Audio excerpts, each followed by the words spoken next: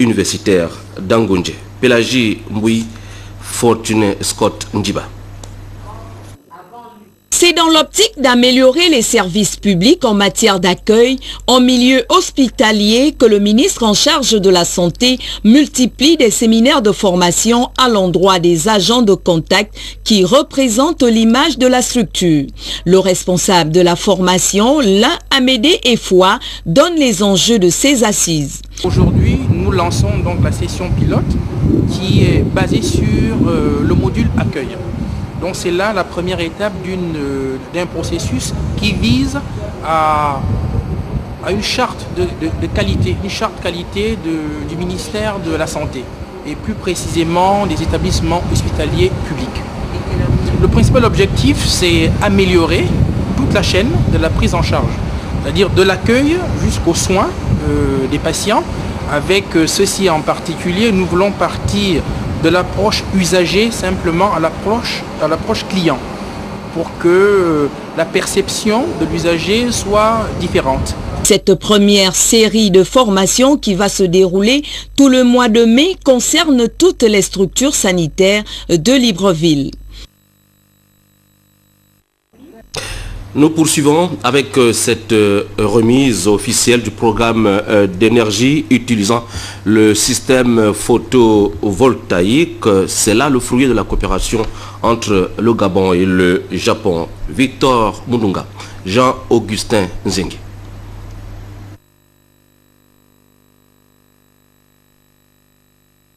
L'enseignement supérieur, bénéficiaire de ce programme de l'énergie propre en utilisant le système photovoltaïque, fruit de la coopération bilatérale que notre pays, le Gabon, entretient avec le Japon, que l'ambassadeur de l'Empire du Milieu dans notre pays, Masao Kobayashi, a pris une part active à cette cérémonie de remise officielle de ce programme. Ce programme d'énergie propre, utilisant le système photovoltaïque, s'inscrit parfaitement dans l'axe de développement du Gabon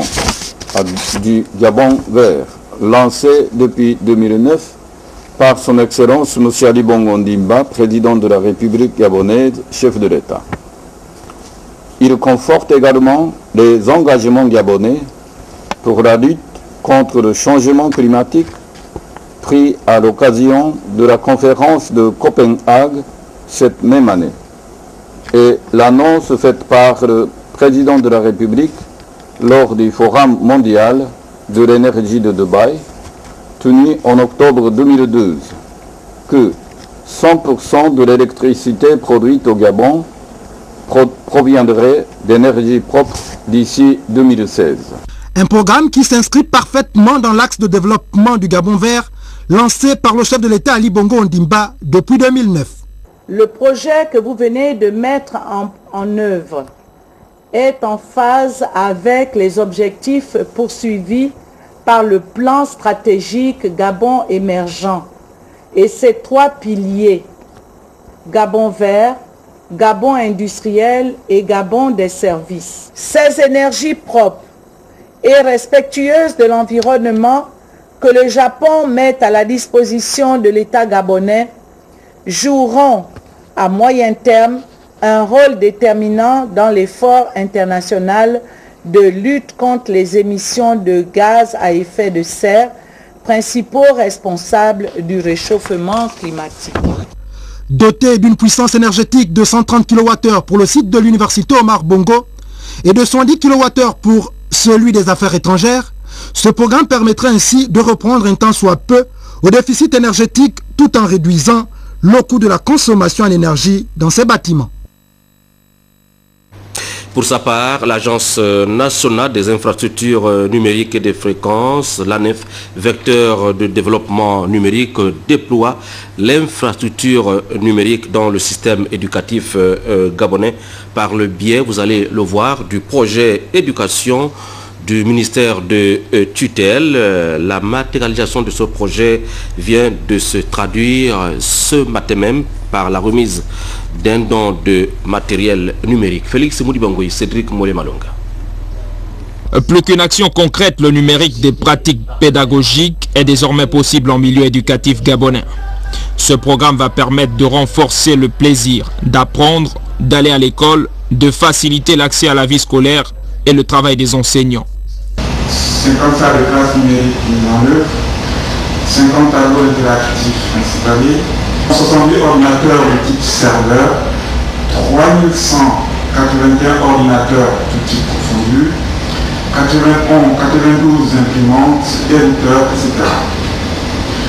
Ce matériel, monsieur le secrétaire général, est non seulement l'expression de notre volonté à inscrire durablement l'école gabonaise dans l'ère numérique, mais aussi et surtout le désir de mettre en œuvre, comme je l'ai indiqué au début de mon propos, deux volets liés à l'éducation nationale qui sont inscrits dans le plan stratégique Gabon émergent 2011-2016, à savoir l'équipement et l'accès Internet du secteur éducatif, la création et la diffusion des contenus éducatifs.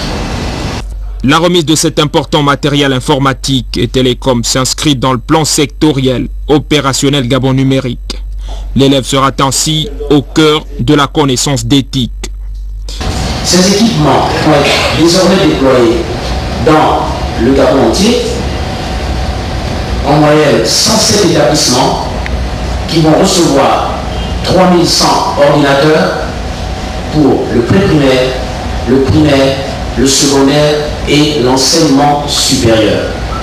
Je me permets, au nom de tous les élèves du Gabon, au nom de tous les enseignants et de tous les responsables et fonctionnaires de l'administration de l'éducation, de remercier vivement Monsieur le Président de la République, chef de l'État, pour les instructions qu'il a données depuis son arrivée en 2009 au pouvoir.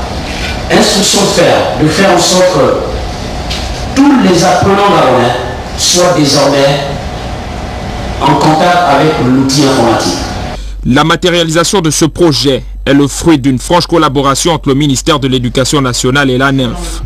En décidant de doter le Gabon d'un système éducatif performant, ces deux entités sont en phase avec le PSGE dans son pan Gabon des services. Pendant ce temps, à l'Institut national de la jeunesse et des sports s'ouvrait une session de formation sur la mise en place du système LMD et l'approche pédagogique correspondante. Pelagimboui. Le processus de modernisation de l'Institut national de la jeunesse et des sports continue son chemin. Avec la mise en place du système LMD et l'approche pédagogique correspondante vont permettre d'envisager quelques réponses pratiques aux préoccupations de ce système. Le secrétaire général adjoint 1, Dr Colonel Christian Nicole Assélé, cite ces préoccupations. Comment entreprendre le basculement de l'INGS dans le système LMD? Comment envisager la mise en œuvre de ce système à l'INGS sans trop de difficultés? La maîtrise des éléments liés à ces problématiques permettrait à l'INGS d'assurer à titre principal des enseignements diversifiés à vocation professionnelle, qualifiants et diplômants dans le domaine de l'EPS, du sport et des activités socio-éducatives. Une démarche qui correspond parfaitement avec l'ambition de son Excellence, Monsieur le Président de la République, chef de l'État, qui vise à arrimer notre pays à la modernité, à la performance et à l'excellence. Pendant toute une semaine, ces séminaristes vont donc s'approprier ce système afin d'éviter les difficultés inhérentes à ce système. Éducation et culture encore dans cette session d'information avec le lycée Georges Mabignat qui vient d'organiser la journée porte ouverte, une journée première du genre qui obéit à la recommandation de la loi ministérielle du 3 septembre 2010. Le récit de Stevie Oyan-Mesu. Ces journées portes ouvertes, prescrites dans la loi ministérielle du 3 septembre 2010, visent à promouvoir les activités socio-éducatives dans les établissements secondaires du pays. Le lycée Mabignat a décidé de respecter cette recommandation pour faire honneur non seulement aux autorités gouvernementales, mais également à Georges Mabignat, celui dont l'établissement porte le nom. Georges Mabignat fut l'un des pionniers de l'enseignement après la période postcoloniale. En 1972, suite à la création des 4 mairies d'arrondissement de l'époque, il devient premier maire du 3e arrondissement, poste qu'il occupe jusqu'au 3 juillet 1980, date de son décès. Au menu de cette manifestation première du genre, dans cet établissement créé en 2009, des prestations artistiques, ludiques et sportives, sans oublier l'exposition de plusieurs ouvrages à caractère didactique. Le lycée Mabiniat a décidé d'ouvrir grandement ses portes ce samedi 4 mai 2013 pour permettre à tous de se faire une opinion sur l'apport que peut avoir l'expression de la création dans les activités autres que celles exercées au cours de l'apprentissage des matières dites fondamentales.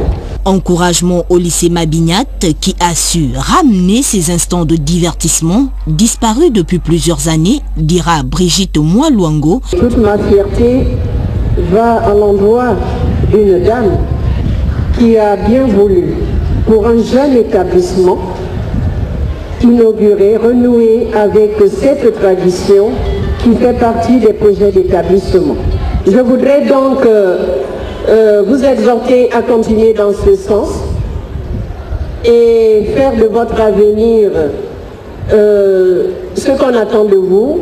Cette cérémonie, riche en couleurs et en sons, s'est achevée par la remise de plusieurs prix aux meilleurs élèves de l'établissement et un cadeau souvenir à l'épouse de Georges Mabiniat. Et puis la 4e édition des journées culturelles et sportives Sainte Rita se sont tenues le week-end dernier à Libreville, au stade annexe de Sibang. L'objectif, vous le savez peut-être, développer l'esprit de fraternité et d'amitié entre les élèves de la province de l'Ogooué-Maritime et ceux de l'Estuaire. Jean-Pierre Moussouami de Timoué, Ahmed Mouyaka. Les élèves du collège Delta de Port-Gentil et Sainte-Rita de Libreville se sont retrouvés pour célébrer la 4e édition de leur journée sportive et culturelle. Dans son mot de bienvenue, Monseigneur fondateur Charles-Marie Inyanga a, au nom de l'ensemble du personnel administratif, rappelé les objectifs visés par cette initiative. Nous sommes donc réunis pour admirer les talents sportifs de nos jeunes. Je tiens tout d'abord à remercier tous ceux qui ont voulu rehausser de leur présence cette cérémonie. Mesdames et Messieurs, distingués invités, au nom de l'ensemble du personnel administratif, des enseignants, des élèves et à mon nom personnel, je vous exprime nos remerciements pour votre disponibilité et vous souhaite la bienvenue parmi nous. En instaurant ces journées culturelles et sportives, nous poursuivons 3 objectifs majeurs, à savoir l'épanouissement de la jeunesse à travers les échanges culturels,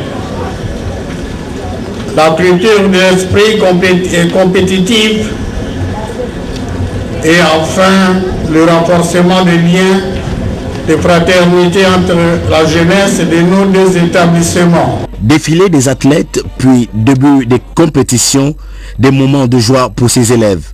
Le vivre ensemble dans l'harmonie, la compréhension, la tolérance et l'acceptation des uns par les autres sont autant des valeurs que les responsables des collèges Delta de Port-Gentil et Sainte-Rita de Libreville veulent inculquer aux élèves. Le sport à l'école étant également un élément d'animation, l'essentiel est de participer, selon l'esprit de Pierre Coubertin, le père des Jeux olympiques modernes. Avant la page politique, je vous invite à suivre cette cérémonie de remise des décorations des agents aux agents Move Gabon, des agents ayant totalisé 10 ans de loyaux services rendus à l'entreprise. Cabrel Guilain Lemami, Jean de Dieu Mamboundou.